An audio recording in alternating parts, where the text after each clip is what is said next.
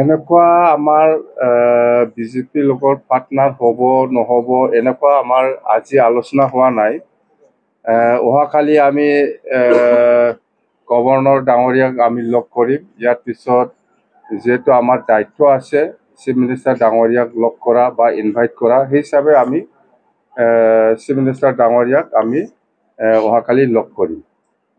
মুখ্যমন্ত্ৰী হিমন্ত বিশ্ব শৰ্মাই কৈছে যে তেওঁলোকে সমৰ্থন দিব আপোনালোকক।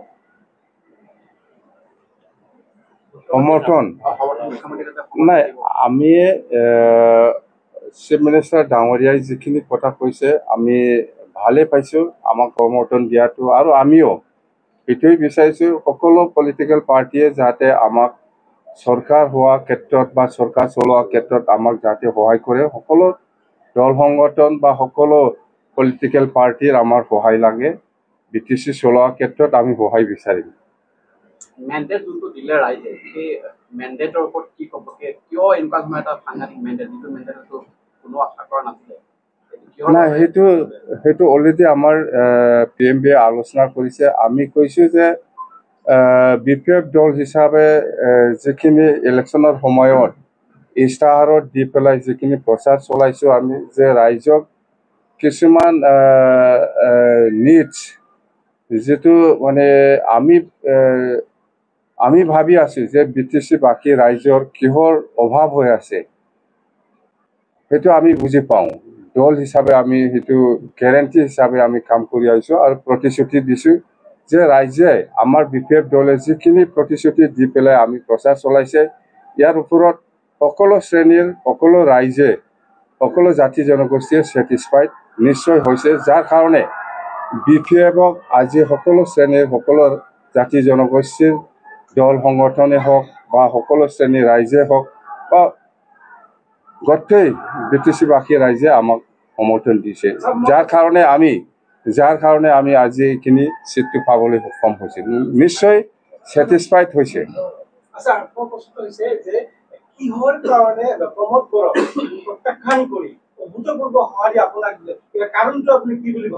কাৰণ সেইটোৱে মই অলপ আগত যিটো কৈছে যে প্ৰমোদ বড়োৱে BTC-বাসী ৰাইজক যেনেকুৱা কাম কৰি দিম বুলি প্ৰতিশ্ৰুতি দিছিলে, ইয়াৰ ভিতৰত এটাও কাম হোৱা নাই, এটাও কাম কৰিব পৰা নাই। আৰু আমি কৈছোঁ যে আমি চৰকাৰ অহাৰ পিছত BTC-বাসী ৰাইজৰ কাৰণে আমি কি কি কাম কৰিম, সেইটো ইয়াৰ ওপৰত BTC-বাসী ৰাইজে নিশ্চয় ছেটিছফাইড হৈছে আমাৰ প্ৰতিশ্ৰুতিৰ ওপৰত। সেইকাৰণে সকলো শ্ৰেণীৰ সকলো ৰাইজে আমাক সমৰ্থন দিছে বুলি আমি অনুভৱ কৰিছোঁ। নহ'লে BPF দলে আজিৰ দিনত এনেকুৱা চিট পোৱাটো অসম্ভৱ কথা। নিশ্চয় ছেটিছফাইড হৈছে আৰু আমি যেনেকৈ প্ৰতিশ্ৰুতি দিছে এনেকৈ আমি কাম কৰিম।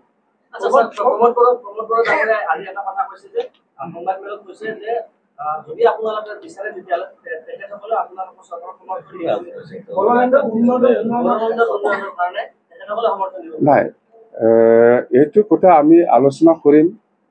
যদি কোনোবা UPPL বা কোনোবা কংগ্ৰেছ বা কোনোবা BJP বা কোনোবা ৰাইজৰ দল বা কোনোবাই যদি আমাক চৰকাৰ চলোৱা ক্ষেত্ৰত যদি সমৰ্থন জনায়, আমি কাকো ডিনাই কৰাৰ কোনো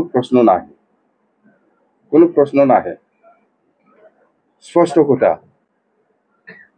মুখ্যমন্ত্ৰী ডাঙৰীয়াই কৈছে যে BPF জয় লাভ কৰা মানে NDA জয়, UPPL জয় লাভ কৰা মানে NDA জয়। BPFৰ লগত আপোনালোকৰ কেতিয়াও সংঘাত কৰিব, BJPৰ লগত আপোনালোকৰ সংঘাত নাই, UPPL আৰু BPFক একলগ কৰাৰ কাৰণে চেষ্টা কৰি আছে। নাই, ইয়াৰ আমি BPF দল হিচাপে আমি ইলেকশ্যনত আগৰ পৰাই আমি কৈ আহিছোঁ যে কোনোবা দলে কোনোবা সংগঠনে আমাৰ BPFক ছাপৰ্ট কৰাৰ ক্ষেত্ৰত আমাৰ ক'ব লগা একো নাই। আমি ৱেলকাম জনাইছোঁ। যেনিবা আপোনালোকে দেখিছে GSPয়ে এটা সময়ত আমাক ছাপৰ্ট দিম বুলি, আমাক ক'ব লগা একো নাই, ৱেলকাম জনাইছোঁ। এটা সময়ত UDFে আমাক ছাপৰ্ট কৰিছিল, ৱেলকাম কৰিছোঁ আমি। এটা সময়ত কংগ্ৰেছে আমাক ছাপৰ্ট কৰিছিল, আমি ৱেলকাম কৰিছোঁ। কিন্তু এলায়েন্সত কৰা নাই, জাষ্ট এলায়েন্স কৰা নাই আমি কাৰো লগত। কিন্তু কোনোবা দলে যদি বা কোনোবা সংগঠনে যদি আমাক সহায় কৰিবলৈ আগবাঢ়ি আহিছে, আমাৰ ৰিজেক্ট কৰাৰ কোনো প্ৰশ্নই নাহে। আজিৰ দিনত যেনিবা UPPলে সেই কথাটো কৈছে, ৱেলকাম। সহযোগ কৰক আমাৰ ক'ব লগা কি আছে ভালেই হ'ব হয় না নহয় কথাটো বিজেপি চৰকাৰৰ অংশীদাৰত থাকিব নালাগে বা আপোনালোকৰ চৰকাৰটো হ'বই